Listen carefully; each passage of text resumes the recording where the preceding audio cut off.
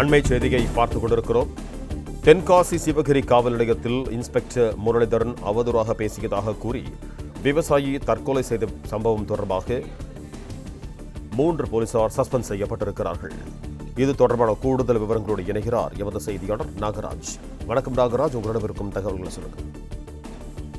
சம்பவம் தென்காசி மாவட்டம் சிவகிரி காவல் நிலைய தரகத்துக்கு உட்பட்ட பகுதியில் நடந்திருக்கிறது. சிவகிரி காவல் நிலையத்தில், அதாவது அந்த சிவகிரி காவல் நிலையத்துக்கு உட்பட்ட பகுதியில் இருக்கக்கூடிய அந்தவிராஜ் என்ற விவசாயி தனது வீட்டுக்கு பணிகளுக்காக கட்டட பணிகளுக்காக முயற்சி செய்யும் போது அருகில் இருக்கக்கூடிய வீட்டுக்காரர்கள் பிரச்சனை வருகிறது. இதில் ஒரு தரப்பு சார்ந்து காவல்துறையினர் செயல்பட்டுள்ளார்கள் என்ற குற்றச்சாட்டை தற்போது அந்த அந்தவிராஜ் மகன் வைத்திருக்கிறார். அதாவது விசாரணைக்கு என்று அழைத்து விவசாயி அந்தவிராஜை அவமானப்படுத்தும் வகையில் பேசி அவரை தாக்கியதாக அவரது மகன் இசைக்கு தற்பொழுது காவல் நிலையத்தில் புகார் அளித்திருக்கிறார். அந்த அடிப்படையில் சிவகிரி காவல் நிலையத்தின் ஆய்வாளராக இருக்கக்கூடிய முரளிதரன் மற்றும் அந்த எழுத்தர் மற்றும் ராஜகணன் என்ற 3 காவலர்கள்